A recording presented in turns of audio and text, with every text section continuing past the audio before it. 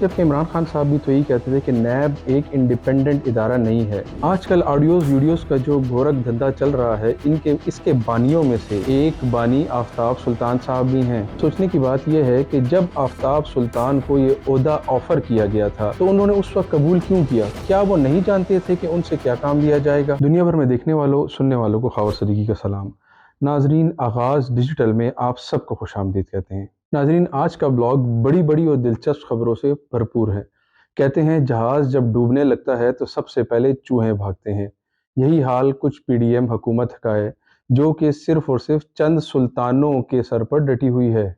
Chief election commissioner Sikandar Sultan Raja हों या chairman नैब आफ्ताब सुल्तान। हाल ही में एक सुल्तान का इस्तीफा तो मंजूर कर लिया गया है, लेकिन दूसरे सुल्तान के इस्तीफे की भी बाज़गश्त है। लेकिन एक तीसरा सुल्तान भी है जिसके इस्तीफे के लिए खासा दबाव डाला जा रहा है। अब ये तीसरा सुल्तान कौन है, इसके बारे में वीडियो में बताऊंगा, लिहाजा वीडियो को आखिर तक ज़रूर देखिएगा। नाज़रीन, कल दिन के आगाज़ में ही वज़ीर-ए-आज़म हाउस से चेयरमैन नैब आफ्ताब सुल्तान के इस्तीफे की खबर आ गई थी, लेकिन इस खबर के मुतालिक कई दिनों से चिमागोइयाँ की जा रही हैं। लेकिन कोशिश ये थी कि मामलात को सुलझाकर कोई दरमियानी रास्ता निकाला जा सके। कल चेयरमैन नैब आफ्ताब सुल्तान की वज़ीर-ए-आज़म शहबाज शरीफ से मुलाकात हुई, जिसके बाद वज़ीर-ए-आज़म ऑफिस से बाकायदा एक एलामिया जारी किया गया, जिसमें बताया गया कि वज़ीर-ए-आज़म ने चेयरमैन नैब आफ्ताब सुल्तान का इस्तीफ़ा मंजूर कर लिया है।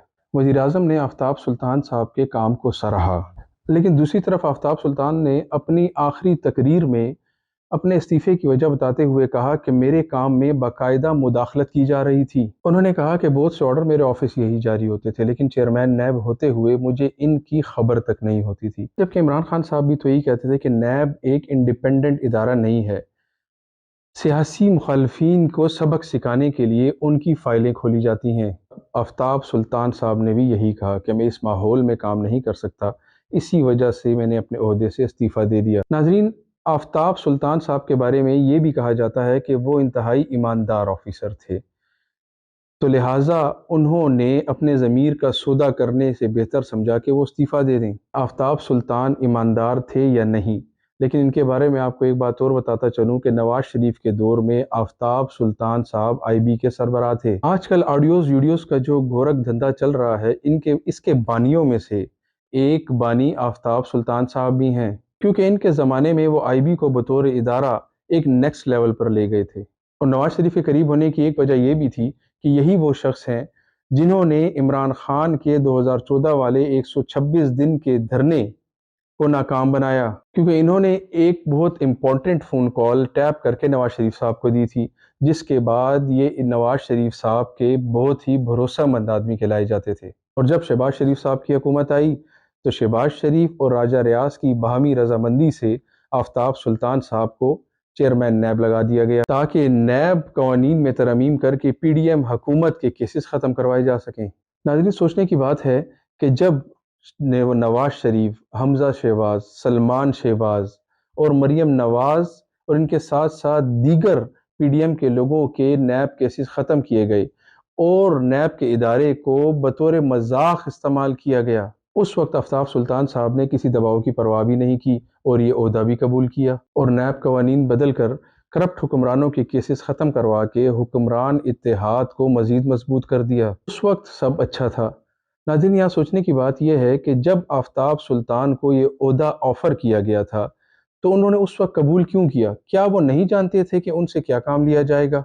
लेकिन नाज़रीन, मेरा तो मशवरा पीटीआई वालों को भी यही है कि ज़्यादा खुश ना हो, अभी देखें कि आगे क्या नताइज सामने आते हैं। नाज़रीन, अब बात करते हैं दूसरे सुल्तान मुअज़्ज़म की, जो कि सिकंदर सुल्तान राजा साहब हैं। अगर ये सुल्तान मुअज़्ज़म ना होते तो शायद पीडीएम हुकूमत पाकिस्तान को इन हालातों तक ना पहुंचाती। देखा जाए तो ये वाहिद इलेक्शन कमिश्नर हैं जो कि इलेक्शन नहीं करवाना चाहते और इलेक्शन से फरार की हर मुमकिन कोशिश की जा रही है। जैसा कि आप सब जानते हैं कि सूबाई असम्बलियों में इलेक्शन की तारीख सदर पाकिस्तान दे चुके हैं और इलेक्शन कमीशन और इनके हैंडलर्स बिल्कुल नहीं चाहते कि फ़िलहाल इलेक्शन करवाए जाएं। इसीलिए इलेक्शन से भागने के लिए हर मुमकिना हरबा इस्तेमाल किया जा रहा है। अगर चीफ इलेक्शन कमिश्नर इस्तीफ़ा दे दें तो आईनी बहरान पैदा हो जाएगा और अगला चीफ इलेक्शन कमिश्नर के आने तक इलेक्शन में ताख़ीर पैदा की जा सकती है। इसीलिए सिकंदर सुल्तान राजा को सदर आरिफ अलवी की مدت صدارت ختم ہونے کی یقین دہانی کے عوض چیف الیکشن کمیشن کے عہدے سے استعفے کے لیے راضی کیا جا رہا ہے، کیونکہ اس وقت موجودہ حکومت کا ایک ہی مقصد ہے کہ کسی نہ کسی طرح الیکشن سے فرار اختیار کیا جائے۔ ملک کسی بحران کا متحمل ہے یا نہیں، اس سے ان کو کوئی سروکار نہیں۔ انہیں صرف اپنے کیسز معاف کروانے ہیں، عمران خان کو سبق سکھانا ہے اور الیکشن سے راہ فرار اختیار کرنی ہے۔ ناظرین، اب آتے ہیں تیسرے سلطان کی طرف۔ ہمارے تیسرے سلطان اس وقت پاکستان سے فرار ہیں اور انہوں نے اپنے ڈیرے UAE میں ڈالے ہوئے ہیں۔ جی آپ سمجھ تو گئے ہوں گے، میں بات کر رہا ہوں سلطان آف ڈالر مسٹر ڈار صاحب کی، جن کا یہ دعویٰ تھا کہ میرے پاکستان میں آ کے اور عہدہ سنبھالتے ساتھ ہی ڈالر 200 سے بھی نیچے آ جائے گا۔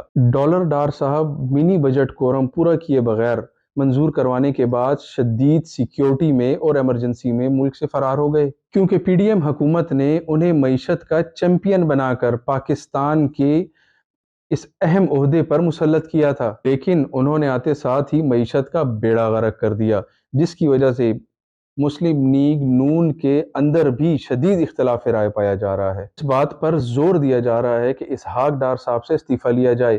اب جب تک حالات سازگار نہیں ہوتے اور معاملات ٹھنڈے نہیں ہوتے، اسحاق ڈار صاحب UAE میں ہی رہیں گے، اور اگر حالات ٹھنڈے نہ ہوئے تو UAE سے ہی استعفیٰ ارسال کر دیں گے اور واپس اپنے سمدھی نواز شریف صاحب کی گود میں جا کر بیٹھ جائیں گے۔ ناظرین، اس بارے میں مزید اپڈیٹس بھی آپ کو دیتے رہیں گے۔ اب تک کے لیے اتنا ہی۔